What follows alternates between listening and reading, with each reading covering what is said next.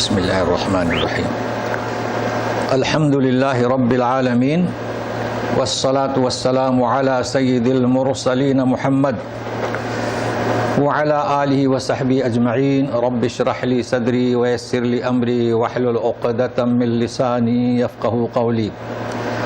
آج کا ہمارا درس جو ہے وہ سورہ صف۔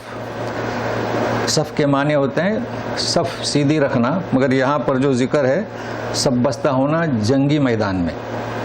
ایک تو جماعت کی بھی صف ہوتی ہے 5 وقتہ، تو اس وجہ سے اس کا نام جو ہے صف ہے۔ اور یہ پہلی سورہ ہے کہ جس میں جنگ کا مضمون جو ہے بالکل کھل کر یعنی ڈائریکٹ بیان کیا گیا ہے۔ یہ پہلی سورہ ہے، وہ اس کی امتیازی شان ہے۔ اور پھر یہ وہ سورہ ہے جس میں تاریخ بنی اسرائیل، یعنی آپ دیکھیں کہ حقیقت، باقی تو بنی اسرائیل تو سورہ آل عمران میں بھی ہے، بقرہ میں بھی ہے، مگر یہاں جو اس کے جو جس سے ہم کہیں گے بنیاد یعنی بیسک معلومات آج ہے، تو آپ کو اندازہ ہوگا کہ آخر بنی اسرائیل ہے کون یہ قوم۔ تو اسی کے ساتھ موسیٰ ابن عمران اور عیسیٰ ابن مریم، ظاہر ہے کہ ان کی بھی تاریخی حیثیت وہ بھی معلوم ہوگا آج قرآن آیات سے۔ اور کچھ مسائل ہم نے اختیار کیے ہیں، تو وہ مسائل بہت ضروری ہیں، اہم ہیں، حالات حاضرہ پر ہیں، یعنی جیسے کہ ہم لوگ ہیں، ہمارے رشتہ دار ہیں، مگر سبوں کو علم نہیں ہوتا کہ محرم کون ہے، غیر محرم کون ہے۔ تو ان مسائل کو بھی میں نے اختیار کیا ہوں الفاظ کے مناسبت سے، تو ساتھ میں رہیے گا۔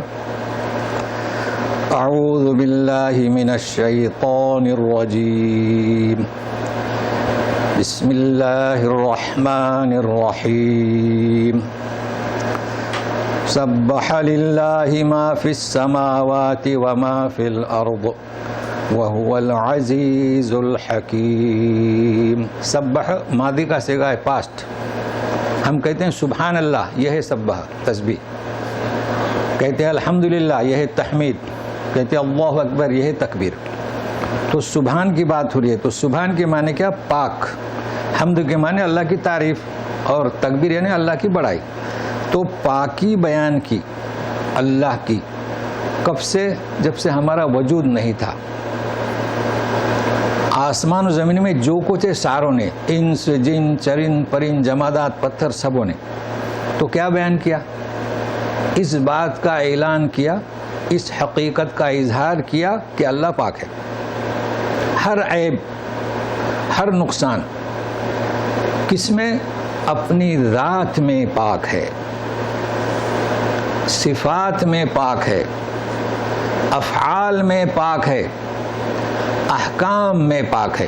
یعنی یہ جو احکام کلام پاک میں نازل ہوتے ہیں، اور جو فعالیت ہے، جو بھی کاریگری ہے، اس میں کوئی کسی قسم کا نقصان اور عیب نہیں۔ اس کے بعد العزیز الحکیم، عزیز وہ ایسا زبردست ہے کہ پوری دنیا اس کے کنٹرول میں، قبضے میں ہے، لہذا جب بھی کوئی حکم نافذ کرتا ہے تو اسے کوئی طاقت روک نہیں سکتی، بے بس ہے۔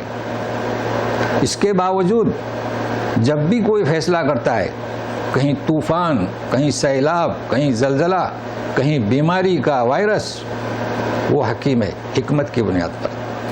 اب ایسا نہ کہیں کہ یہ کیوں اللہ تعالیٰ نے یہ بیماری بھیجی ہے، حکیم۔ اچھا، اس کے مقابلے میں جتنی بھی سپر پاور قوتیں ہیں، ان کے اختیار میں کچھ نہیں۔ جو قوت اللہ تعالیٰ کی ہے ان کے سامنے کچھ بھی نہیں ہے، مگر اللہ تبارک تعالیٰ حکمت کے بنیاد پر فیصلے کرتے ہیں، اور جو دنیا کی طاقتیں ہیں وہ ظالمانہ فیصلے کرتے ہیں۔ اسے ذہن نوٹ کر لیجیے گا۔ اب آگے اگلی آیت جو ہے سوالیہ طور پر ہے، سوال کیا جا رہا ہے، لما یا ایھا الذین آمنوا لم تقولون ما لا تفعلون۔ یہ ایک آیت ہوئی، کیا مطلب اس کا ہے؟ ایمان والو، تم کیوں کہتے ہو جو کرتے نہیں؟ دیکھو تفعلون ہے، تعملون نہیں ہے، کرتے نہیں۔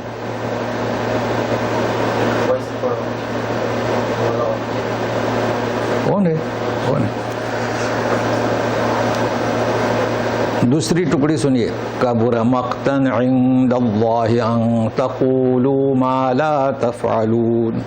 اللہ کبر بڑا کس میں؟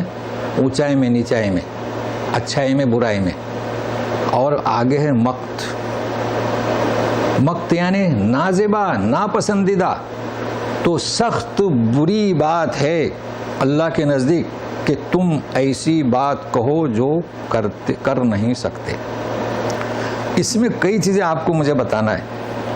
پہلی بات یہ، جس طریقے سے حدیث میں فضائل کی کتاب ہے نا، تفسیر میں بھی آپ دنگ رہ جائیں گے. اس لیے تفسیر بھی کسی معتبر شخص کی پڑھیے. کیا کہا جا رہا ہے کہ تم کیوں کہتے ہو جو کرتے نہیں، ہے نا؟ کیا مطلب اس کا؟ لوگوں نے کیا بتایا جانتے ہیں؟ فضائل کی تفسیر کہ تم جو عمل نہیں کرتے اس کا حکم دوسروں کو مت دو. غلط. یعنی یہ میں نقل کر رہا ہوں. یعنی آپ نماز نہیں پڑھ رہے ہیں تو کسی اور کو مت کہو کہ نماز پڑھو. غلط. چلیے میں آپ سے پوچھتا ہوں، لمحہ فکریہ، مسجد کا امام ہے، نصیحت کرتا ہے کہ زکوٰۃ دو، مگر وہ خود زکوٰۃ نہیں دیتا. کیوں؟ اس کے پاس بیلنس نہیں ہے، مشکل سے گزارا ہوتا ہے.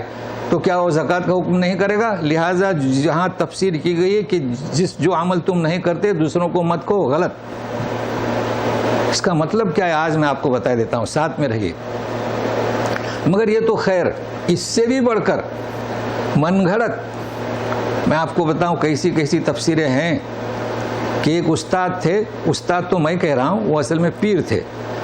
تو ایک خاتون آئی، پڑھا رہے تھے، خاتون آئی بچوں کو لے کر، استاد جی اس بچے کو نصیحت کریں، گڑ بہت کھاتا ہے.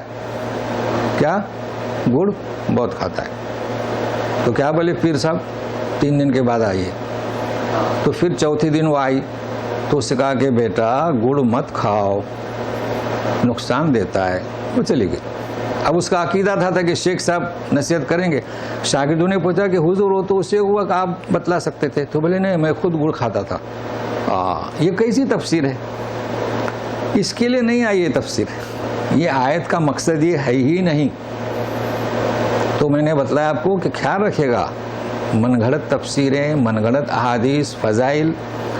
اب اس کا مطلب کیا سنیے گا. اس کا مطلب یہ ہے کہ تم ایسی بات مت کہو جو نہیں کر سکتے. آج کل کی مثال دے رہا ہوں کہ سب سے زیادہ ضرورت مند ہوتا ہے انسان جب بیٹی کی شادی کے وقت، ہے نا؟ وہ کیسے بھی ہو، وہ جائز نہیں اس سے بحث نہیں. تو آپ سے کہا کہ مجھے تو آج تو لاکھوں کے اوپر لگتے ہیں بیٹی کی شادی کو. آپ نے کہا کہ ٹھیک ہے میں آپ کو 5 لاکھ دے دوں گا. کب شادی ہے؟ تو جنوری میں. اب آپ نہیں دے سکتے تو اسے وعدہ نہ کیجئے، وعدے پر آپ مکر گئے. یہ کہا جا رہا ہے. تو کیا کہا جا رہا ہے؟ سورہ بقرہ آیت نمبر 177، وَالْمُوفُونَ بِعَهْدِهِمْ اِذَا عَاهَدُوا، کہ تم جب ایگریمنٹ کرو کسی کو کہو تو اس کا پاس رکھو. یہ کہا جا رہا ہے. نہ یہ کہ تم نماز نہیں پڑھتے تو بچوں کو کہو کہ نماز پڑھو. ارے بھائی ماں بچے کو ڈانٹتے ہے جا مغرب کو، مگر وہ مغرب نہیں پڑے گی اس وقت، حالات مناسب نہیں ہے. یہ مطلب نہیں ہے. تو اس آیت کا مطلب سمجھ گئے کہ پاس رکھو اپنے ایگریمنٹ کا، معاہدے کا، وعدے کا، بات کا. خواہ کسی کو نقصان مت پہنچاؤ. اب دیکھیے آگے کیا ہے. بہت ہی بری بات ہے اللہ کے نزدیک کہ تم ایسی بات کہو جو کر نہیں سکتے. بھائی بری بات ہوئی کہ نہیں؟ وہ بیچارہ مطمئن ہے، بیٹی کی شادی کا وقت آ گیا. تو ہر معاملے میں. لیکن یہ مقتا کی بنیاد پر میں آپ کو کچھ مسئلہ بتاتا ہوں، ساتھ میں رہیے گا. دیکھیے مقتا کے معنی کیا؟ سخت، ناپسندیدہ، غیر مناسب، نازیبا. سورہ غافر میں 35 نمبر آیت میں بھی یہ لفظ آیا ہے کہ جو لوگ کلام پاک کی آیتوں سے جھگڑتے ہیں، کبر مقتن عند اللہ، لہذا کلام پاک کی آیت کے سامنے اپنا سر جھکا دیجئے، چاہے آپ کے مذہب کا مسئلہ ہو چاہے جماعتی مسئلہ ہو. مگر میں آپ کو ایک اور بات بتانا چاہتا ہوں. وہ کیا کہ صرف مقتا ہی نہیں، فاحشہ، مقتا، ساء سبیلا. اور یہ میں آپ کو مسئلہ بتانا چاہتا ہوں آج. سنیے گا. 22 نمبر میں جائیے، سورہ نساء 22 سے لے کے 23. تو یہاں خاص توجہ چاہتا ہوں، پھر نہیں پوچھنا کہ کیا حضرت کیا مسئلہ ہے. جانتے ہیں محرم، سارے محرم کا ذکر ہے 22 اور 23 میں.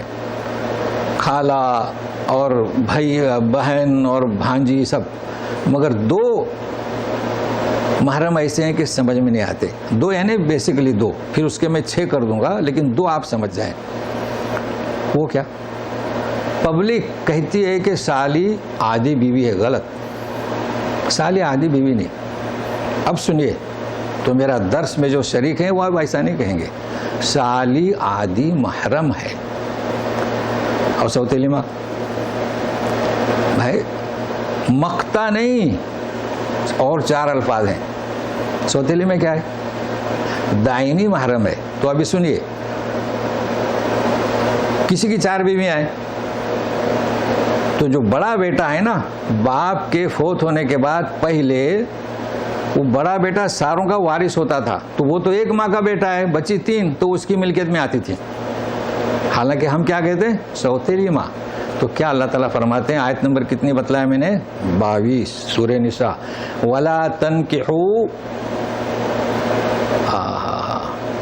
وَلَا تَنْكِحُوا مَا نَكَحَ آبَاؤُكُمْ، جن سے تمہارے باپ نے نکاح کیا ان سے تم نکاح مت کرو. کون ہوئی ہماری؟ سوتیلی ماں.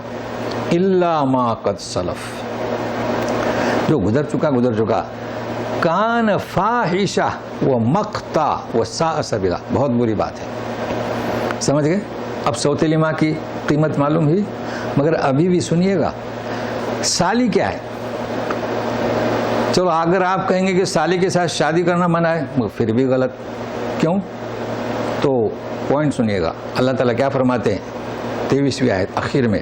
وَأَن تَجْمَعُوا بَيْنَ الْأُخْتَيْنِ، اللہ تعالیٰ یہ نہیں فرماتے ہیں کہ سالی کے ساتھ نکاح حرام ہے. غلط. جمع کرو. کیا کرو؟ اس کی بہن کے ساتھ جمع کرو، یہ منع ہے. نکاح کہاں؟ اگر آپ کہیں گے کہ نکاح منع ہے، تو جب سالی کو طلاق، وہ اب اس کی بہن کو طلاق دو یا وہ وفات پائے، تو پھر سالی کے ساتھ نکاح ہو سکتا ہے کہ نہیں؟ ہو سکتا ہے. لہٰذا یہ کبھی نہیں کہنا کہ سالی کے ساتھ نکاح حرام ہے، بلکہ سالی کو کیا، جب تک اس کی بہن قید نکاح میں ہے تو اسے قید نکاح میں جمع کرنا منع ہے. تو سالی آدھی محرم ہوئی کہ نہیں ہوئی؟ آدھی محرم کیسے؟ جب تک اس کی بہن قید نکاح میں ہے یا حیات ہے، سالی محرم نہیں. جب وہ فوت ہو جائے تو پھر وہ آپ، یعنی وہ سالی کیا محرم ہے. یعنی جب تک کہ اس کی بہن قید نکاح میں ہے تو سالی محرم ہے، مطلب شادی نہیں ہو سکتی. اور جب طلاق ہو جائے بیوی کو، اس کی بہن کو، یا وفات ہو جائے تو. لیکن اس کے مقابلے میں سوتیلی ماں، اب ذرا خیال رکھیے گا، سوتیلی ماں چاہے طلاق دے دے باپ، چاہے بات وفات پائے، دائمی محرم ہے. تو فرق ہوا نا سالی میں اور کس میں؟ سوتیلی ماں میں. سالی آدھی محرم جب تک کہ اس کی بہن قید نکاح میں ہے یا حیات ہے، اور سوتیلی ماں دائمی محرم. یہ تو بنیادی معلومات ہوئی. آیت بھی بتلا دیا 22-23، واضح ہو گیا نا. اب سنیے گا، داماد اور ساس، بہو اور سسر، یہ کیا ہے؟ دائمی محرم. داماد کا انتقال ہوا، بہو سے نکاح نہیں ہو سکتا. بیٹی کا انتقال ہوا، داماد سے ساس نکاح نہیں کر سکتی. اب واضح ہو گیا. ہم نے بتلایا تھا سالی کیا ہے؟ آدھی محرم، سوتیلی ماں پوری محرم، اور ساس اور داماد، سسر اور بہو پورے محرم. مسئلہ واضح ہوا. ابھی اور دوسرا مسئلہ آئے گا. اب ہم آپ کو بتاتے ہیں، دیکھیے، کبر مقتن. اچھا، ہم نے آپ کو بتایا تھا کہ لم تقولون ما لا تفعلون کیا ہے؟ ایگریمنٹ. اب سنیے پس منظر. اگر آپ وہ گڑ والی مثال دیتے ہیں تو اگلی آیت سے آپ کا ربط کٹ ہو جاتا ہے. کیا تھا پس منظر اس کا؟ کچھ لوگ کہتے تھے کہ کوئی سورہ ایسی کیوں نہیں نازل ہوتی کہ جہاد کا حکم ہو. ہاں، تو اللہ تعالیٰ نے کیا فرمایا سنیے ابھی. ان اللہ یحب الذین یقاتلون فی سبیلہ صفا کانہم بنیان مرصوص. کتاب کا ذکر ہوا. ہوا نا کہ اللہ تعالیٰ پسند کرتے ہیں ان لوگوں کو جو اس کی راہ میں یعنی اللہ کی راہ میں جنگ کرتے ہیں سب بستہ ہو کر، جیسے کہ بنیان کے معنی دیوار کے بھی کیے ہیں اور عمارت کے بھی، اور مرصوص یعنی سیسا پلائی ہوئی دیوار یا سیسا پلائی ہوئی عمارت۔ تو اب لما تقولون ما لا تفعلون کا پس منظر کیا ہے کہ تم ایسا کیوں کہتے ہو جو کر نہیں سکتے؟ جب تم نے کہا کہ کیوں حکم نہیں آتا ہے جنگ کا، اب آ گیا تو کیوں بھاگتے ہو؟ اور بھاگے کہ نہیں؟ آپ کو یاد ہوگا غزوہ تبوک اعلان ہوا، جھوٹی قسمیں کھائی اور علیحدہ ہو گئے، گئے نہیں۔ تو یہ ہے اس کا پس منظر۔ اب ساتھ میں رہیے۔ سب سے پہلی بات یہ کہ یقاتلون فی سبیلہ، اللہ تعالیٰ کو پسندیدہ، یہ وہ آیات ہیں جسے یورپ والے چاہتے ہیں کہ آپ اسے کاٹ دیں کلام پاک سے، ایسا ہو نہیں سکتا۔ بالکل واضح ہے نا، کسے پسند کرتے ہیں؟ جو جنگ کرے اس کی راہ میں، ایک دوسرا بدنظمی نہ ہو صفن، تیسرا بنیان اتفاق و اتحاد، اور یہ ساری چیزیں آج امت مسلمہ میں نہیں ہیں، بٹی ہوئی ہیں۔ کس میں بٹی ہوئی ہیں؟ قومیت، اپنی اپنی قومیت پیش کرتے ہیں، بعد میں اسلامیت۔ آپ دیکھے ہوں گے اخبار اعلانات میں بیان کرنے کی ضرورت نہیں، پہلے اپنی قومیت کیا ہے، اس کے بعد میں اسلام نہیں۔ ایک عمارت بن کر اگر آپ رہیں، اسے اللہ تعالیٰ پسند کرتے ہیں۔ تو اس کے پہلے آپ دیکھیں خلافت راشدہ کا دور، پھر خلافت امیہ کا، پھر خلافت عباسیہ کا جو دور چلا، اسلام پھیلتا گیا، کیوں؟ تم بنیان و مرصوص تھے۔ بعد میں ان میں اختلاف ہوا تو وہ آج تک پارا پارا، حالانکہ دولہ عثمانیہ بھی اس کے بعد میں اس کا بھی دور تھا، تو یہ پارا پارا ہو گئے۔ تو پسند کسے کرتے ہیں اللہ تعالیٰ؟ سن لیجیے گا۔ اب یہاں ہم آپ کو ایک مسئلہ بتاتے ہیں، سنیے، بہت اہم مسئلہ ہے۔ کیا شرطیں ہوئی؟ فی سبیلی، اللہ کی راہ میں۔ لوگ کیا سوال کرتے ہیں؟ یہ ہمارے اڑوس پڑوس کے ساتھ جنگیں ہوئی ہیں 2-3، تو لوگ پوچھتے ہیں کہ وہ شہید ہے کہ نہیں؟ اچھا، شہید ہے کہ نہیں؟ اور بھی جنگیں ہوئی، ادھر بھی مسلمان ادھر بھی مسلمان، چلے ادھر مسلمان نہیں ہے، تو وہ ایک وقت تھا کہ شہید کا لفظ صرف فلسطین کی جانب سے حملہ کرنے والے کے لیے استعمال ہوتا تھا، غیروں کے پاس لفظ شہید نہیں تھا، لفظ قتل تھا۔ اب انہوں نے بھی اسے استعمال کیا، ہر آدمی شہید، ہر آدمی شہید۔ تو سنیے گا، شہید کسے کہیں گے؟ فی سبیلہ، اللہ کی راہ میں، تو آپ جواب دے سکیں گے۔ اور یہاں جو جنگیں ہوتی ہیں وہ زمینی جنگیں ہوئی ہیں۔ بتائیے ہماری پڑوس کے ملک کے ساتھ جنگ کس کی ہوتی ہے؟ اللہ کی راہ میں، زمین۔ اب آپ مسلم ہیں یا غیر مسلم ہیں، اس سے کوئی فرق نہیں پڑتا ہے۔ ہاں، وطن کی حفاظت کرنا بھی عام ہے، اہم ہے، مگر سنیے گا، دیکھیے آج کل بیماری چل رہی ہے، اس میں جو فوت ہوگا شہید، پلین کا حادثہ ہوا فوت ہوا شہید، ٹرین کا حادثہ ہوا فوت ہوا شہید، تو یہ شہید نہیں، یہ شہید نہیں، یہ اصل شہید ہے، اور وہ اس کو اس کا اجر ملے گا۔ چونکہ جیسے کہ آپ حج کرتے ہیں، حج کا ثواب کہ آپ کا فرض ساقط ہو جائے گا، لیکن رمضان میں آپ 3 عمرے کر لیں، 1 عمرہ کر لیں، تو وہاں پر آپ کو ملے گا کہ نبی کریم صلی اللہ علیہ وسلم کے ساتھ حج کیا، اور حج کا بدیل ہے 3 عمرے، ہے نا۔ آپ بتائیں کہ اس کا فرض ساقط ہوگا؟ نہیں ہوگا۔ ایک شخص کہے کہ میں بجائے حج کے 3 عمرے کرتا ہوں۔ اسی طرح شہید وہ ہے جو اللہ کی راہ، اعلاء کلمت اللہ، باقی اپنے وطن کی حفاظت کے لیے، وہ شہید نہیں ہے، بلکہ اس کی نیتوں پر ہے۔ اور یہ شہید یہ تنخواہ نہیں لیتے تھے، زمینی جنگ کے لیے لڑ رہے ہیں، ان کے تو باقاعدہ وہ تو سروس کر رہے ہیں، تنخواہ لیتے ہیں، سہولیات ہیں۔ تو یہ مسئلہ آپ سن لیجئے گا۔ اچھا، اب یہ جنگ کا مسئلہ ہوا، کتنا کھل کر مسئلہ یہاں پر واضح ہوا ہے۔ دوسری آیتوں میں بھی ہے، مگر یہاں باقاعدہ اللہ تعالیٰ کس چیز کو پسند کرتے ہیں۔ مگر ہمیں ضرورت نہیں، اصل ہمارے امت مسلمہ کے لیے ضرورت کس کی ہے؟ اللہ کی راہ میں ایک ہو جائیں۔ اب سنیے گا، اب تاریخ آتی ہے بنی اسرائیل کی، یہ بھی بہت اہم موضوع ہے، کلام پاک بھرا ہوا ہے بنی اسرائیل سے، تو آپ تاریخ اور جنگ کی ضرورت کیوں پیش آتی ہے یہ بھی معلوم ہوگا. اچھا یہ کیوں پیش کیا جائے, اس کا ربط کیا؟ اس لیے کہ قریش کو توجہ دی جا رہی ہے کہ موسیٰ ابن عمران کو بنی اسرائیل نے کیا اذیت دی, کیا تکلیف دی, پھر بھی ہم نے ان کے مشن کو کامیاب کیا, لہٰذا تم اپنے رسول کو اذیت مت دو. لیکن ہم زیادہ توجہ دیں گے بنی اسرائیل کی تاریخ. تو سنیے گا. وَإِذْ قَالَ مُوسَىٰ لِقَوْمِهِ يَا قَوْمِ لِمَ تُؤْذُونَنِي وَقَدْ تَعْلَمُونَ أَنِّي رَسُولُ اللَّهِ إِلَيْكُمْ فَلَمَّا زَاغُوا أَزَاغَ اللَّهُ قُلُوبَهُمْ وَاللَّهُ لَا يَهْدِي الْقَوْمَ الْفَاسِقِينَ. کیا کہا جا رہا ہے؟ یاد کرو اس وقت کو جب کہ موسیٰ ابن عمران نے اپنی قوم سے کہا. ان کی قوم کون؟ بنی اسرائیل. کیا کہا؟ اے میری قوم, کیونکہ وہ بنی اسرائیل کی قوم سے تھے نا. یا قومی یعنی یا قومی, تو وہ زیر اسی کا ہے, اے میری قوم تم مجھے کیوں تکلیف دیتے ہو, یہ ہم بتانا چاہتے ہیں. بنی اسرائیل کی تاریخ, لِمَ تُؤْذُونَنِی, اذیت کیوں دیتے ہو مجھے, جبکہ تم جانتے ہو کہ میں اللہ کا رسول تمہاری طرف, الیکم ہے نا, تو اسے سمجھنا ہے. فلما زاغو, پھر بھی جب وہ ٹیڑے ہو گئے, ازاغ اللہ قلوبہم, اللہ نے ان کے دل کو ٹیڑھا کر دیا. واللہ لا یہدی القوم الفاسقین. یہ آخری فقرے سے میں پہلے فارغ ہوتا ہوں تاکہ ہمارا ربط باقی رہے, کیونکہ فاسق شیطان ففسق عن امر ربہ,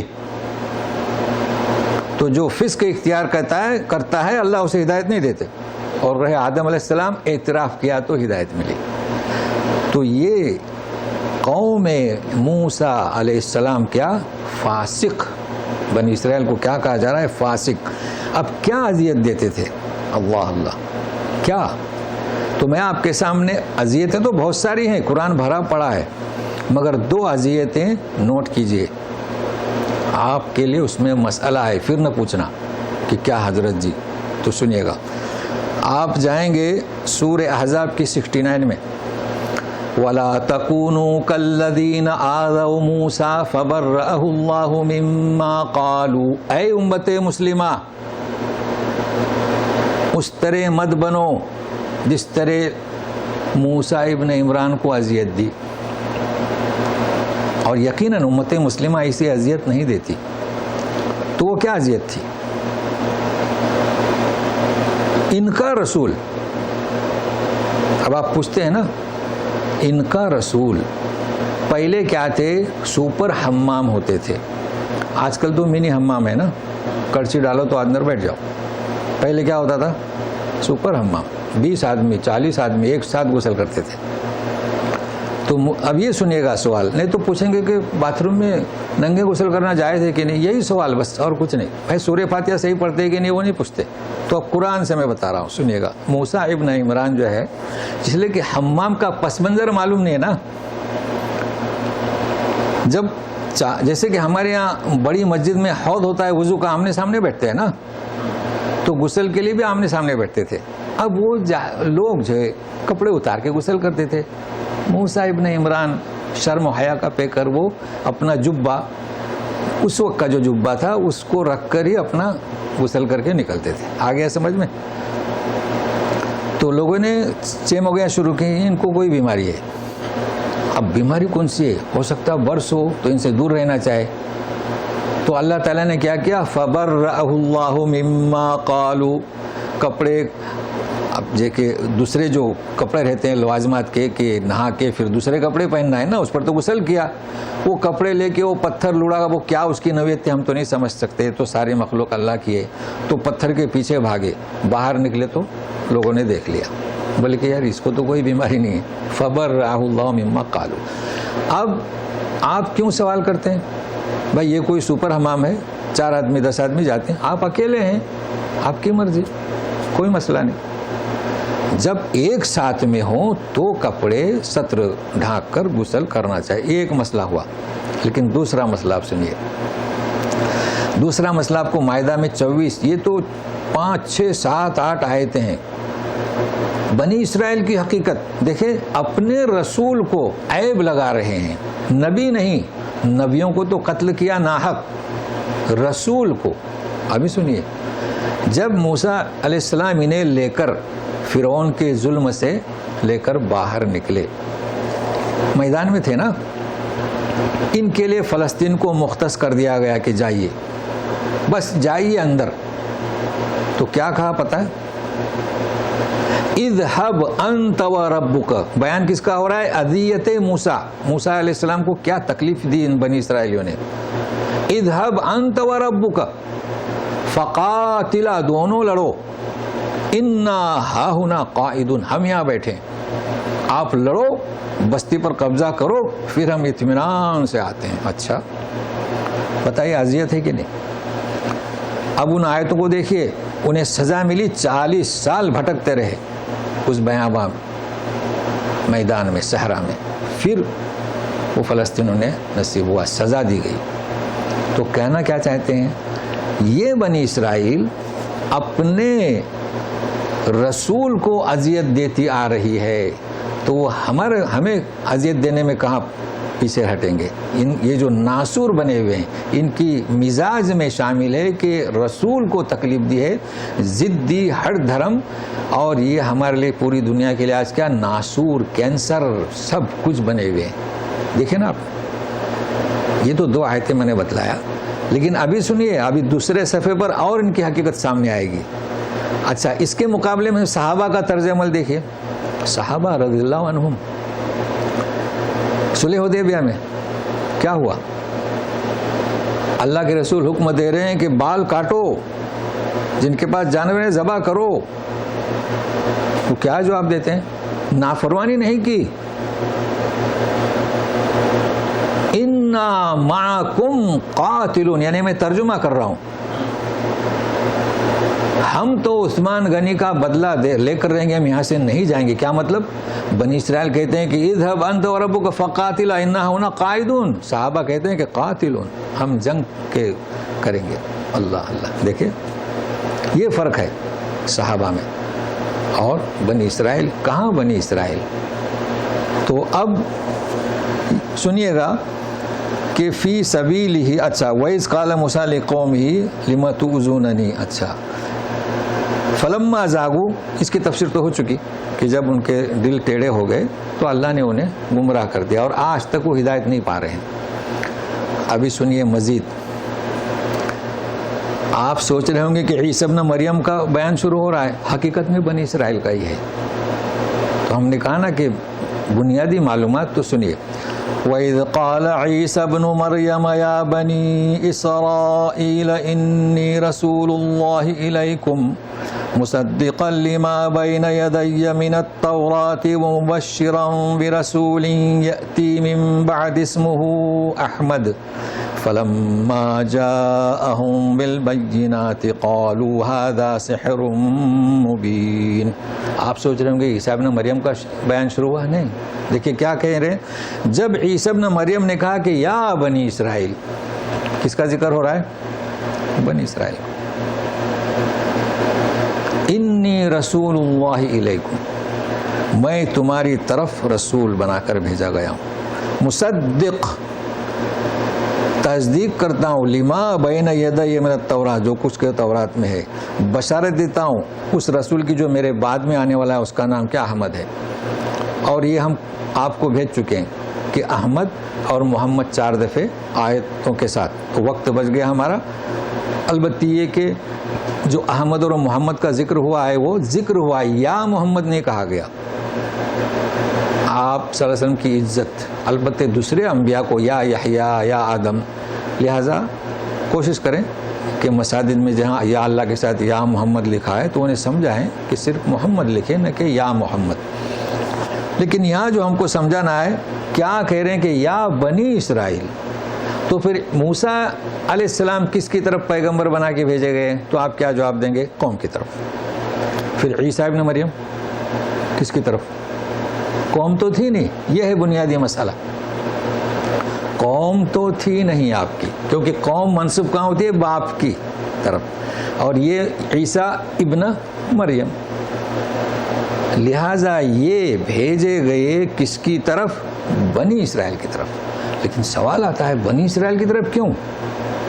اب ان کی دوسری ذلت بنی اسرائیل کی دیکھیے، جب ایک رسول کا مشن کمزور ہوتا ہے تو ان انبیاء بھیجے جاتے ہیں. انبیاء بھی بھیجے گئے مگر یہ اپنی اصلاح نہیں کر سکے تو رسول اولو العزم جانتے ہیں نا، اولو العزم جو ہیں، تو عیسیٰ ابن مریم اولو العزم ہے، انہیں بھیجا گیا.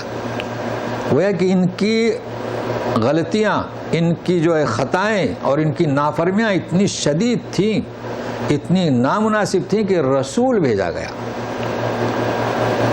اچھا، دوسرا مسئلہ نوٹ کیجئے. تورات میں جو ہے وہ کیا کہیں گے، تزویر، یعنی اس میں بناوٹ، آیتیں کاٹنا وغیرہ کب سے شروع ہوا؟ عام طور پر لوگوں کا تصور ہے کہ نبی کریم صلی اللہ علیہ وسلم جب تشریف لائے تو انہوں نے اس آیت کو مٹا دیا یا چھپا دیا اور تبدیل کر دی. تو اس میں دو چیزیں ہیں، نوٹ کیجئے گا. عیسیٰ ابن مریم کس کے لیے بھیجے گئے؟ بنی اسرائیل کے لیے، ہے نا. موسیٰ ابن عمران کس کے لیے؟ بنی اسرائیل کے لیے. انہوں نے عیسیٰ ابن مریم کی نافرمانی کی. کیا مطلب؟ توریت کے احکام کو انہوں نے مٹا دیا. حالانکہ توریت میں ذکر تھا، کہتے ہیں کہ مصدقا لما بین یدی، ہے نا، کہ میں تصدیق کرتا ہوں تورات کی. تو تورات نے بھی خبر دی تھی کس کی؟ عیسیٰ ابن مریم کی. اچھا، ایک لفظ میں ہمیشہ کہتا ہوں، مصداق. آپ تفسیر میں پڑھیں گے عیسیٰ ابن مریم ہے مصداق تورات کے. کیا مطلب؟ تورات جو کہہ رہی تھی وہ بات سچی ہو گئی.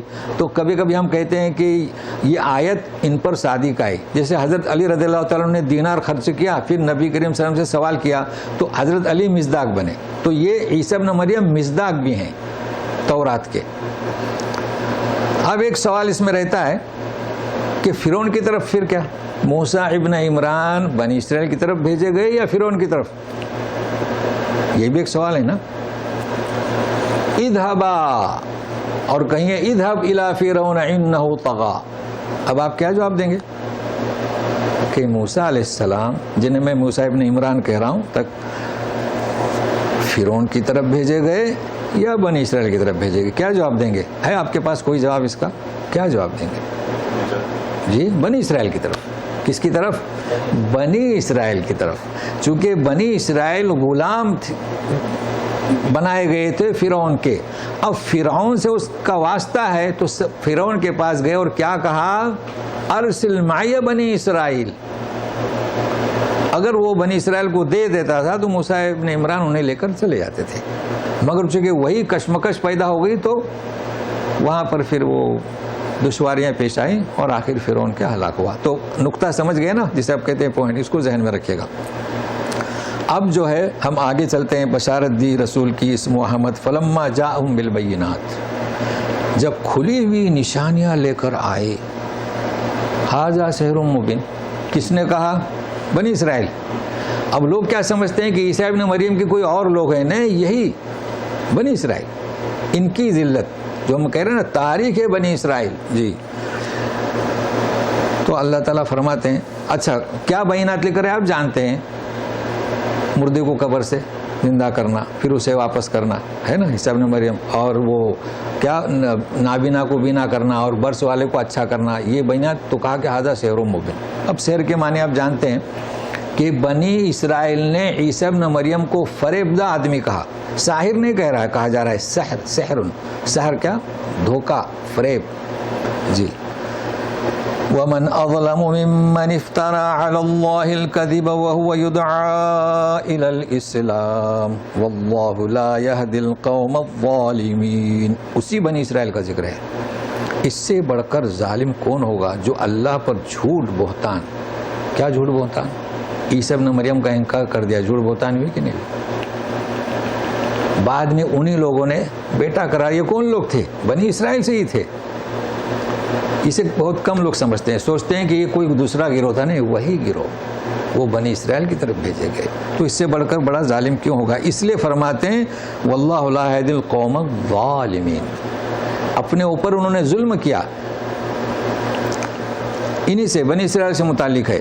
یریدون لیطفئوا نور اللہ بافواہہم واللہ متم نورہ ولو کرہ الکافرون. کافر کون؟ بنی اسرائیل، جو کہ عیسی ابن مریم کا انکار کر دیا اس لیے کافر ہوئے، ان کی نبوت کا انکار کیا اس لیے کافر. تو وہ چاہتے ہیں کہ اللہ کی اس نور کو جو عیسی ابن مریم کے ذریعے بھیجا ہے اسے مٹائیں، اللہ تعالیٰ اسے پورا کر کے رہیں گے. متمو اس کے نور کو، اگرچہ کہ یہ ناپسند سمجھے. تو یہاں تک ذکر کس کا ہوا؟ بنی اسرائیل. اب دیکھیے آگے ذکر ہو رہا ہے قریش کا. جی 6 نمبر آیت کی تلاوت. 6 نمبر آیت. اچھا کوئی وَمَنْ أَظْلَمُ مِمَّنِ افْتَرَى عَلَى اللَّهِ الْكَذِبَ وَهُوَ يُدْعَى إِلَى الْإِسْلَامِ وَاللَّهُ لَا يَهْدِي الْقَوْمَ الظَّالِمِينَ يُرِيدُونَ لِيُطْفِئُوا نُورَ اللَّهِ بِأَفْوَاهِهِمْ وَاللَّهُ مُتِمُّ نُورِهِ وَلَوْ كَرِهَ الْكَافِرُونَ. تو دونوں آیتیں شرانگیزی کس کی؟ اسرائیلیوں کی. متم نورہ آپ جانتے ہیں اتمام کامل.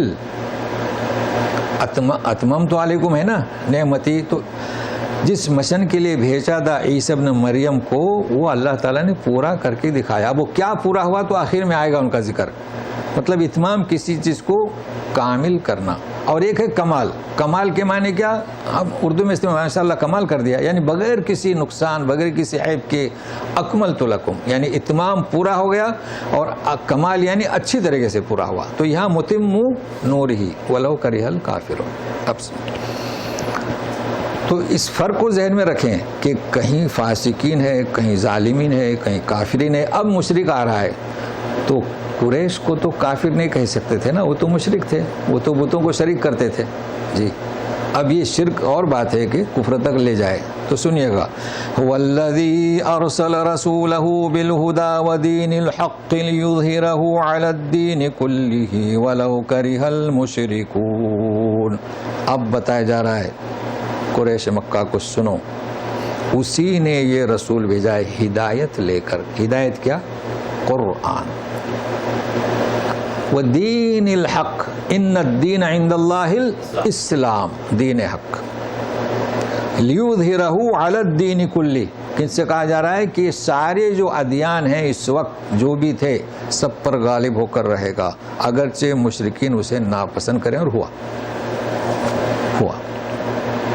اور آج تک دین اسلام غالب ہے، البتہ مسلمان مغلوب ہیں چونکہ وہ نام نہاد ہیں، اس لیے کوئی اس پر زیادہ وضاحت کرنے کی ضرورت نہیں. تو یہ یہاں تک بیان ہوا تاریخ بنی اسرائیل کا اور عیسی ابن مریم اور موسیٰ ابن عمران کا.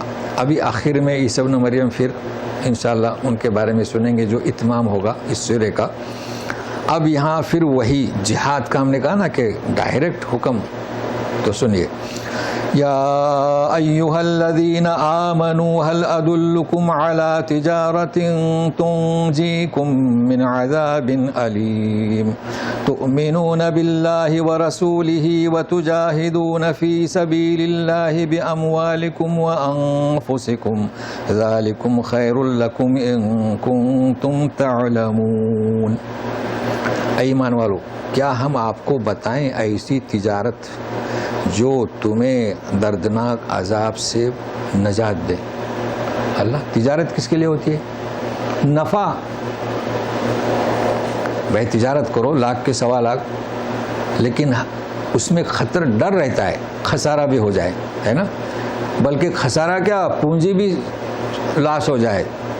تو اللہ تعالیٰ گارنٹی کے ساتھ بتاتے ہیں ہم ایسے آپ کو تجارت بتاتے ہیں جس میں خسارہ نہیں، آپ کو دردناک عذاب سے نجات. کون سی تجارت ہے؟ سنیے گا. تم اللہ پر اس کے رسول پر ایمان لاؤ، مطلب یقین کرو، اور اللہ کی راہ میں لڑو. تجاہدون جد و جہد کرو. لیکن یہاں لڑو ہم نے کیوں ترجمہ کیا؟ بِأَمْوَالِكُمْ وَأَنفُسِكُمْ. اپنے مال اور جان سے اعلاء کلمات اللہ کے لیے اور دین کے خلاف جو ہیں شر اسے مٹانے کے لیے.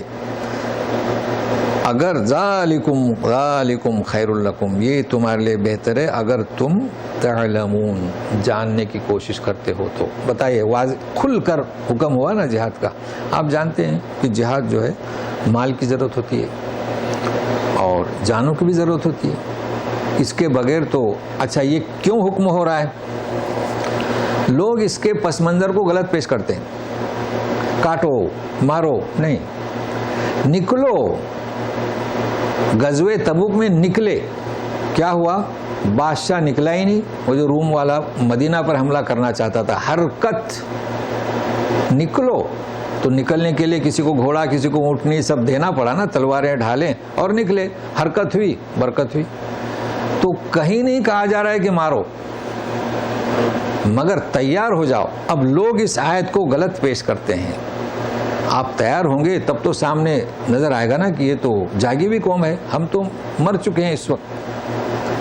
تو سنیے گا، اب اگر آپ اس طرح کی جد و جہد کریں گے، جان سے مال سے ہمیشہ متحد رہیں گے۔ دیکھیے صحابہ کرام کے ساتھ رضی اللہ عنہم جنگ کا موقع ہی پیش نہیں آیا اور واپس آئے تبوک سے، مگر کتنی بڑی نجات حاصل ہوئی۔ تو سنیے، یغفر لکم ذنوبکم ویدخلکم جنات تجری من تحتها الانہار ومساکن طیبۃ فی جنات عدن ذلک الفوز العظیم۔ تمہارے گناہوں کو بخش دیکھا۔ دیکھیے، اگر آپ نے اللہ کی راہ میں یہ دو چیزوں کو اپنایا، اب ہم یہ نہیں کہہ رہے ہیں کہ جنگ کے میدان میں جائیں، ہم تو نہیں جا سکتے، جد و جہد کریں، تو اس کی برکت سے آپ میں جو خطائیں لغزشیں ہوئے ہیں معاف کر دے گا۔ دیکھیں، یہ ہے چیز۔ دیکھیے حاتب بن بلتہ، لغزش ہوئی تھی کہ نہیں ہوئی تھی؟ ہوئی تھی نا، لیکن دیکھو اللہ تعالیٰ نے معافی کا سرٹیفکیٹ بھیج دیا۔ تو یہ ہوتا ہے، انسان جد و جہد میں لگے رہے، باقی انسان کی خطا ہے، لغزشیں یہ تو ہوتی رہیں گی۔ دیکھیے عمر ابن الخطاب، جانتے ہو، ایک شخص نے جنگ کے میدان میں کہا کہ لا الہ الا اللہ محمد رسول اللہ، اس کو اڑا دیا۔ کتنی بڑی غلطی ہے۔ اللہ کے رسول نے پوچھا کہ تم نے اس کا دل چیر کر دیکھا تھا؟ صحابی جلیل القدر، خلفائے راشدین، خطا، لیکن ان کی جو جد و جہد تھی اللہ تعالیٰ معاف کر دیں گے۔ اب کیسے معاف کریں گے یہ تو ہم نہیں جانتے نا، تو لہٰذا کوشش یہ کیجئے کہ ہم کوشش کریں، جد و جہد کریں، باقی ہم سے خطائیں لغزشیں ہوتی رہیں گی۔ جنات تجری من تحت الانہار، یہ تو آپ جانتے ہیں، مساکن طیبۃ، اچھے مکانات وہاں ملیں گے، عدن یعنی ہمیشہ رہنے کے والے، اور یہی سب سے بڑی کامیابی ہے۔ اور سنیے، فتح مکہ کی بشارت، یہ نوٹ کر لیں۔ تو معلوم ہوا کہ یہ صورت فتح مکہ کے پہلے کی ہے۔ وَأُخْرَى تُحِبُّونَهَا نَصْرٌ مِّنَ اللَّهِ وَفَتْحٌ قَرِيبٌ وَبَشِّرِ الْمُؤْمِنِينَ۔ فتح قریب کون سی؟ اور دوسری جسے تم پسند کرتے ہو، لوگ صحابہ جاتے تھے کہ کب ہمیں کامیابی ہوگی، کب تک ہم صبر کرتے رہیں گے؟ تو کیا جواب دیتے تھے کہ تم سے پہلی امتوں کو گڑھے میں ڈال کر چیرا گیا ہے آری سے، جی صبر صبر۔ تو انتظار میں تھے تو اللہ تعالیٰ نے بشارت دے دی۔ وَأُخْرَى تُحِبُّونَهَا نَصْرٌ مِّنَ اللَّهِ وَفَتْحٌ قَرِيبٌ وَبَشِّرِ الْمُؤْمِنِينَ، اور فتح مکہ کا وقوع ہوا۔ اب جیسے کہ ہم نے کہا تھا نا کہ بنی اسرائیل کی تاریخ پر ہی یہ ختم ہوگا، عیسیٰ ابن مریم کا ذکر آ رہا ہے، تو سنیے گا۔ یا ایھا الذین آمنوا کونوا انصار اللہ کما قال عیسیٰ ابن مریم للحواریین من انصاری الی اللہ قال الحواریون نحن انصار اللہ فآمنت طائفة من بني إسرائيل وكفرت طائفة فأيدنا الذين آمنوا على عدوهم فأصبحوا ظاهرين۔ تجوید میں خیال رکھیے گا، دیکھیے فآمنت طائفہ، تو یہ دو نقطے والی تا میں مدغم یعنی مل جائے گی، تو پہلی تا کے بجائے آپ کیا پڑھیں گے؟ طا پڑھیں گے۔ فآمنت دو نقطے والی تا نہیں پڑھیں گے، سمجھے نا؟ اسی طریقے سے وہ کفرت طائفہ نہیں، کفرت کی تا توئی میں تبدیل ہو جائے گی، کفرت طائفہ۔ تو یہ تجوید کا خیال رکھے گا، فآمنت تا سیدھا تا پہ جائے، کفرت سیدھا، چونکہ یہ جو لمبی تا ہے اس میں فتح ہے، کھولنا ہے، جیسے ہم کبھی کرتے ہیں بیت، اور یہ موٹی ہے تو چھوٹی وسیع اور موٹی ایک ساتھ پڑھ نہیں سکتے نا، تو یہ تجوید کو خیال میں رکھیے جی، تا پڑھنا ہے، کفرت تا، تا وہی تو ہے، اردو میں تو ہی کہتے ہیں، عربی میں تا کہتے ہیں، عربی میں کیا کہتے ہیں تا، اردو میں کیا کہتے ہیں توئی، اور یہ اس کو بھی تا کہتے ہیں، لیکن دیکھو میں پڑھ رہا ہوں تا کھلے ہوئے، تا یعنی دو نقطے والی تا، اور تا آواز میں فرق ہے نا، تو تا طوطے والی بھری آواز ہے۔ اب یہ کہ ہمارا آجمیوں کا تو مسئلہ ہے نا، ہم اسے بھی تا کہتے ہیں اور اسے بھی تا کہتے ہیں، لیکن آواز فرق ہے، تو اس لیے ہم نے کہہ دیا کہ توئی، تو کیا پڑھیں گے، سیدھا توئی پڑھیں گے، تے نہیں پڑھیں گے، کفرت تا، آمنت تا۔ اچھا ہوا سوال کیا تو واضح ہو گیا نا، چونکہ یہ چیزیں تو رکاوٹیں پیش آئیں گی نا، چونکہ اردو میں الف بے تے، عربی میں الف با تا جی۔ اب مخارج کا ہمارے یہاں مفقودیت ہے، تو یہ چیز واضح ہو گئی، کوشش کریں تو بڑا اجر ملے گا جب آپ پڑھیں گے تو، یعنی ایک پہلی دو نقطے والی تے نہیں پڑھنا ہے، طوطے والی پڑھنا ہے جی۔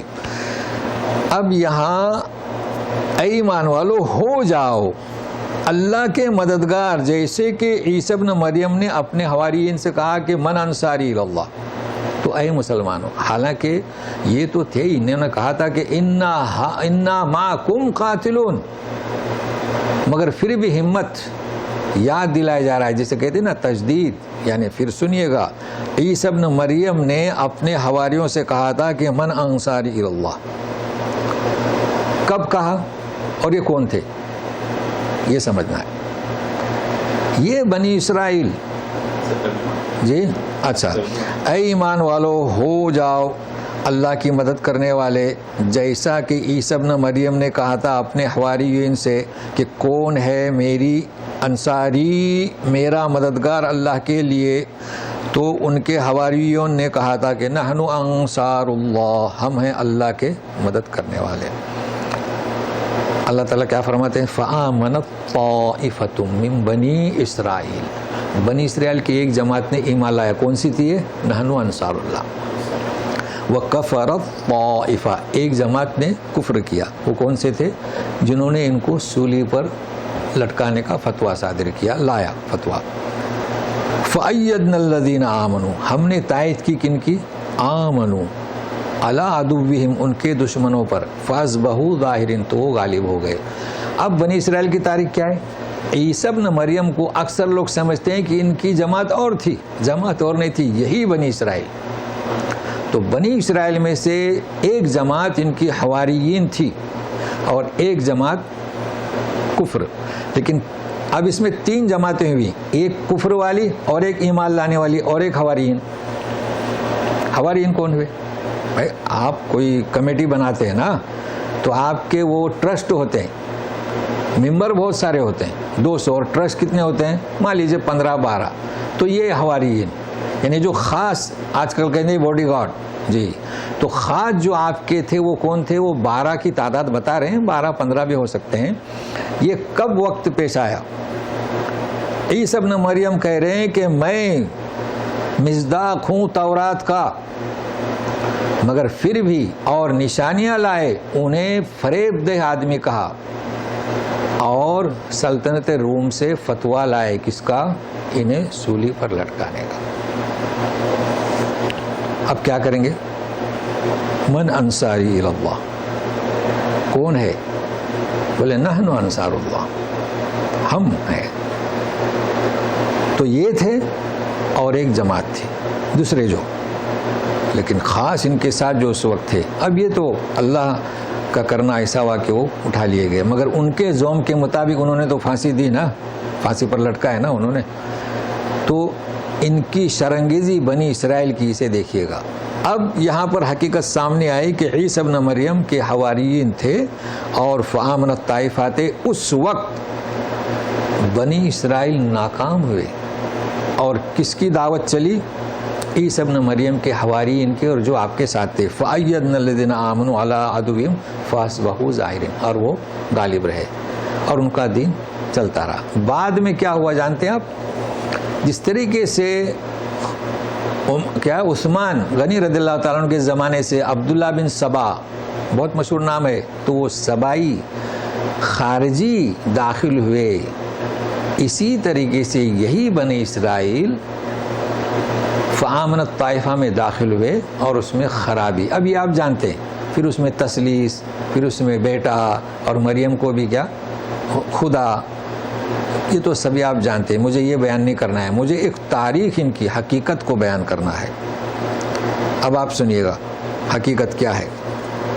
سب سے پہلی بات، اللہ تبارک تعالیٰ نے عیسی ابن مریم کو، یعنی ان کے حواریین کو، وہ تو اٹھا لیے گئے، ان کو غالب رکھا، اور کئی زمانے تک یہ مشن جو ہے غالب رہا اور چلتا رہا۔ تو اس میں دو چیزیں، ایک میں آپ کو بتاؤں گا کہ عیسی ابن مریم اور موسیٰ ابن عمران اور جتنے انبیاء اور نبی کریم صلی اللہ علیہ وسلم فرق کیا ہے۔ تو آپ سورہ سبا کے 28 نمبر آیت دیکھیں، وَمَا أَرْسَلْنَاكَ إِلَّا لِلنَّاسِ كَافَّةً، ہے نا، آپ کو ساری دنیا کے لیے، قیامت تک کے لیے، یہ آیت آپ نے نوٹ کر لی۔ لیکن عیسی ابن مریم، اب آپ کیا جواب دیں گے؟ بنی اسرائیل، ہے نا، عیسی ابن مریم کہاں بھیجے گئے؟ بنی اسرائیل۔ اب اس وقت دنیا میں یہ جو کرسچنس ہیں وہ کسی صورت میں کے بھی ہوں، بگڑے ہوئے ہوں، جیسے کہ آج کل ہمارا اسلام نام نہاد مسلمان ہے، کیا ان کی کوشش ہے؟ ان کی کوشش ہے کہ پوری دنیا کو کرسچن بنائے۔ بھائی کہاں سے لائی ہے مشن آپ نے؟ عیسی ابن مریم کس کے لیے بھیجے گئے تھے؟ بنی اسرائیل کے لیے، تو بنی اسرائیل کو ہدایت پر لاؤ بس۔ یہ پوری دنیا کو آپ قبضے میں کرنے کی کوشش کیوں کر رہے ہیں؟ لہٰذا یہ بھی یعنی نہ اس مشن پہ چل رہے ہیں، بلکہ وہ تو اسرائیل کے دوست ہو گئے۔ یہ ہم آپ کو بیان کرنا چاہتے تھے۔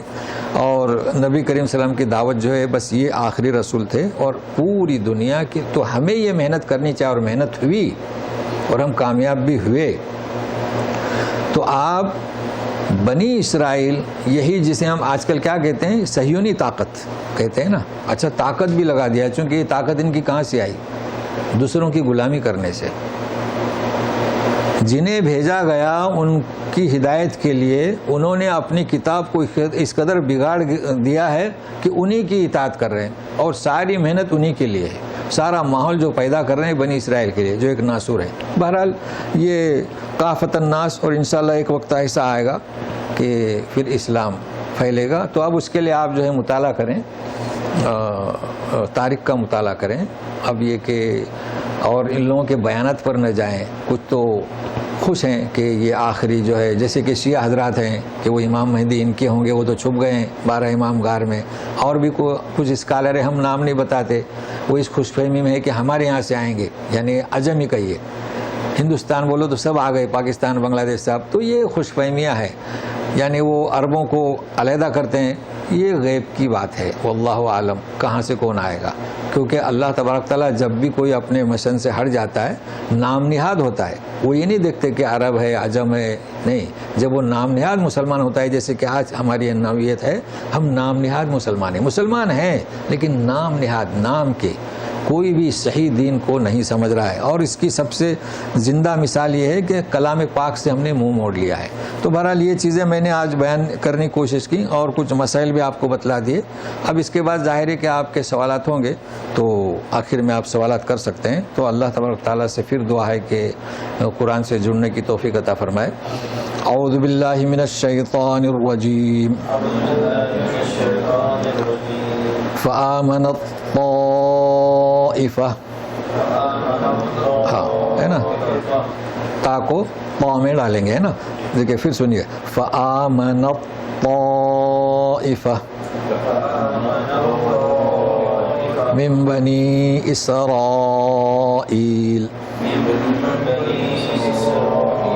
اب بنی کا مد جو ہے منفصل ہے، اس لیے کم پڑھ سکتے ہیں، اسرائیل اس کو پڑھنا ہی ہے زیادہ۔ وَكَفَرَتْ طَائِفَةٌ فَأَيَّدْنَا الَّذِينَ آمَنُوا عَلَىٰ عَدُوِّهِمْ فَأَصْبَحُوا ظَاهِرِينَ۔ جی 5 منٹ ہم آپ کو دے رہے ہیں، سوال کر سکتے ہیں۔ کھول دیجئے جی. وعلیکم السلام. جی جی جو صحابہ کے جو جنگیں ہوئے تھے جنگ صفین جنگ جمل اس کو کس طرح سے دیکھا جائے گا اس آیت کے ساتھ؟ کون سی سوال آج کل کے جو اسرائیل اور یہودی ہیں ان اہل کتاب کہہ سکتے ہیں یا نہیں؟ یہ دو سوال. پہلا سوال کیا کیے تھے؟ کون سی جنگیں؟ جنگ صفین اور جنگ جمل. جی صحابہ جو نا جو شہید ہوئے تھے تو وہ یہ آیت کے سامنے کیسا ان کی شہادت کا درجہ دیا جائے گا؟ جی ہے نا. یہ سوال بہت اہم ہے چونکہ جنگ صفین اور جنگ جمل آپ جانتے ہیں نا، حضرت معاویہ، حضرت علی، حضرت عائشہ صدیقہ رضی اللہ تعالیٰ عنہ، ہے نا. یہ سوال اگر آپ سمجھنا چاہتے ہیں تو بہت اس میں کچھ معلومات ہے، سمجھ رہے ہیں نا، لیکن ہم کیسے سمجھائیں؟ لیکن ایک انشاءاللہ ایک وقت ظاہر ہو جائے گا کیا ہے یہ. دیکھیے آپ جانتے ہیں صحابہ عشرہ مبشرہ میں سے بھی تھے، ان کی اولاد بھی تھی. حضرت علی کون ہے؟ خلفائے راشد میں سے تھے نا. عائشہ ام المؤمنین، اور امیر معاویہ وہ بھی کچھ کم نہیں تھے، صحابی تھے نا. جی اب میں آپ سے پوچھتا ہوں، صحابہ کرام کا ہم ذکر خیر کریں گے، صحابہ کرام سے لغزشیں ہوں گی، اور یہ جو جنگیں ہوئی ہیں ان میں تو شہید ہوئے کہ نہیں ہوئے؟ ہم تو شہید ہی کہیں گے. اب ان کو درجہ کون سا دیا جائے گا؟ سوال آتا ہے نا. تو اس کے لیے ایک آیت ہے کلام پاک میں، حضرت علی رضی اللہ تعالیٰ عنہ فرماتے ہیں کہ اس کا مصداق میں اور ام المومنین عائشہ صدیقہ اور امیر معاویہ، یعنی جنت میں جانے سے پہلے کینہ ان کے دل سے نکال دیں گے. سمجھ رہے ہیں نا.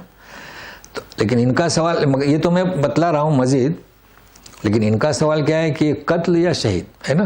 لیکن سب سے پہلے میں کہہ رہا ہوں، ہم لوگ جیسے کہ صحابہ کرام کو کچھ کہتے ہیں کہ معیار حق نہیں، کچھ کہتے ہیں کہ ان کا اجتہاد قابل قبول نہیں، ہے نا، اور کچھ تو انکار کرتے ہیں جیسے شیعہ.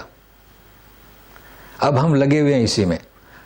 اب یہ کیا، یہ جو جنگ جمل صفین جانتے ہیں نا، جنگ جمل عائشہ صدیقہ رضی اللہ تعالیٰ کی جو جنگ تھے حضرت علی کے ساتھ، لوگ مارے گئے کہ نہیں، شہید ہوئے کہ نہیں؟ امیر معاویہ کے ساتھ حضرت علی کی شہید ہوئے نا. ان کو کون سا رتبہ دیں گے؟ بھائی ہم یہ بتائیں کہ یہ جو سرزمین میں جو لڑتے ہیں اپنے وطن کی حفاظت کے لیے، یہ شہید نہیں، شہید کا درجہ. مگر یہ چونکہ جو جنگ ہوئی تھی وہ غلط فہمی کی بنیاد پر ہوئی تھی. کس کی؟ اور عبداللہ سبائی نے سبائیوں کو بھیجا. یہ کون تھے؟ یہود اسلام میں داخل ہوئے. کس میں؟ اور اپنے آپ کو بتایا کہ ہم مسلمان ہیں. عثمان غنی کا جو حصار کیا تھا وہ کون تھے؟ سبائی تھے، خارجی تھے. انہوں نے اپنا آپ کو پیش کیا. عائشہ صدیقہ رضی اللہ تعالیٰ عنہ جب نکلی تھیں وہ اس لیے نکلی تھیں کہ جنگ نہ کریں. سبائیوں نے کیا کہا کہ ابھار رہی ہیں، جنگ شروع کر دو، اور اس لشکر سے ادھر تیر پھینکے، ادھر سے ادھر تیر پھینکے، اور اس طریقے سے جنگ شروع ہوئی غلط فہمی کی بنیاد پر. تو اللہ تبارک تعالیٰ معاف کر دیں گے. اور ان کو کون سا درجہ دیں گے؟ ظاہر ہے کہ شہید کا دیں. ظاہر ہے کہ وہ شہید تو نہیں ہے، اعلیٰ کلمت اللہ کے لیے وہ نہیں نکلے تھے، آپسی اختلافات کے لیے. لہٰذا ہم صرف یوں کہیں کہ وہ شہید ہوئے، چونکہ ہم قتل کا لفظ استعمال نہیں کریں گے. کیا؟ شہید، غلط فہمی کا شکار ہوئے. بس. دوسرا سوال کیا آپ کا؟ آج کل کیا پھر سے گئے؟ کہتے ہیں کہ آج کل کے جو یہود اور نصارہ انہیں اہل کتاب نہیں، ہاں اہل کتاب سے پہلے. جی جی جی. دیکھیں آج کل کے یہود نصارہ کو ہم اہل کتاب کہیں یا نہ کہیں، یہ بھی ایک بڑا پیچیدہ مسئلہ ہے. چونکہ لوگوں کا یہ کہنا ہے کہ اس وقت کے جو بہت مناسب وقت میں آپ نے سوال کیا ہے، لوگ کیا کہتے ہیں کہ آج کل کے نصارہ یہود کو اہل کتاب نہ کہیں، ہے نا، نہ کہیں. کیوں نہ کہیں؟ تو شر پسند ہے نا. لیکن میں یہ کہہ رہا ہوں کہ عیسی ابن مریم کے ساتھ کیا کیا بنی اسرائیل نے، اس نقطے کو آپ نوٹ کریں تو آپ کو اطمینان ہوگا. عیسی ابن مریم کے ساتھ یہودیوں نے کیا کیا، کب کیا؟ قرآن نازل ہوا تھا؟ نہیں.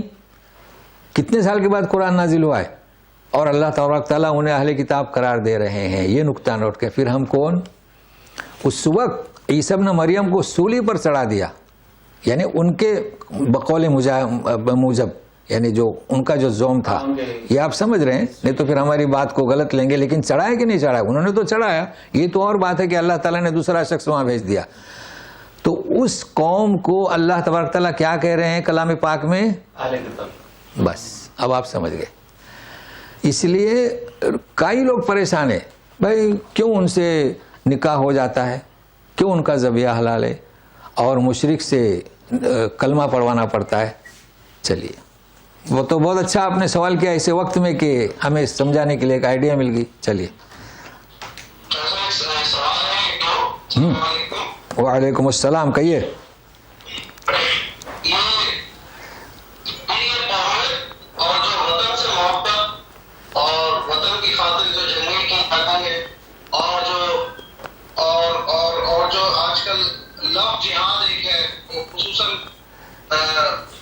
جہاد ایک چل رہا ہے، اس طرح کے جہاد، یعنی وہ شادی کر لیتے ہیں، غیر مسلم عورتوں سے شادی کرتے ہیں کہ پھر ان کو اپنے دین میں لے آئے.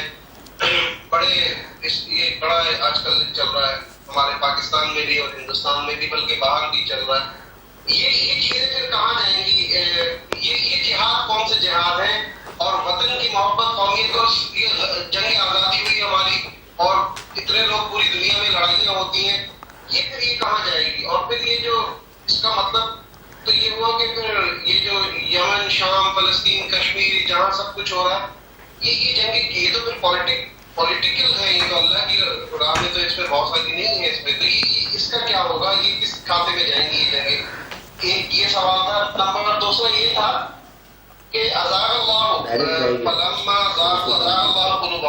پاک اپنے ذمہ کیوں لیتا ہے کہ ہم نے ان کو ٹیڑھے تھے تو ہم نے بھی ان کو دلوں کو ٹیڑھ کر دیا. اور متعدد جگہ قرآن میں آیا کہ ہم نے ان کو ہدایت نہیں دیتے، ہم جو ہے ہدایت نہیں دیتے اور ہم ان کے دلوں کو ٹیڑھا کر دیا. اس طرح کی باتیں اللہ اپنے ذمہ کیوں لیتا ہے؟ جی دیکھیے، اللہ تعالیٰ اپنے ذمے کیوں لیتے ہیں فاسق، اس کی ہم نے متعدد بار وضاحت کی ہے، لیکن یہ بار بار کرنے سے جو ہے مستحکم ہوتی ہے. دیکھیے، شیطان اور آدم علیہ السلام دونوں کو لیں، ففسق عن امر ربی، اور ضد پر اٹا رہا، اور آدم علیہ السلام نے اعتراف کر لیا کہ ہم سے خطا ہوئی. تو اللہ ہدایت کسے دیتے ہیں؟ جو اعتراف کرتا ہے. اور جو اعتراف نہیں کرتا اسے اللہ ہدایت نہیں دیتے، بلکہ اسے ڈھیل دیتے ہیں. تو اس لیے اللہ تعالیٰ اسے اپنی طرف منسوب کرتے ہیں. اگر اللہ اسے ڈھیل نہ دے، اگر شیطان کو ڈھیل نہیں دیتے تو شیطان یہ ہماری دشمنی نہیں کرتا، تو اللہ تعالیٰ اپنی طرف منسوب کرتے ہیں. اسی طریقے سے یہاں پر فاسق، یہ بنی اسرائیل فاسق ہے، چونکہ انہوں نے سب سے پہلے ان کی ہدایت کے لیے کون آئے؟ عیسیٰ ابن مریم. یعنی ان انبیاء کی بات میں نہیں کر رہا ہوں، حالانکہ انبیاء بھی آئے مگر رسولوں میں، اولو العزم میں، مگر انہوں نے انہیں سمجھنے کی کوشش نہیں کی، فسق کیا، تو اللہ نے اسے ڈھیل دے دیا. اس لیے پڑھتے ہیں واللہ لا یہدی القوم الفاسقین. آگیا نا سمجھ میں؟ دوسرا رہا سوال کہ آپ کے یہاں بھی لو جہاد ہوتا ہے. میں آج پہلی دفعہ سن رہا ہوں، ماشاءاللہ.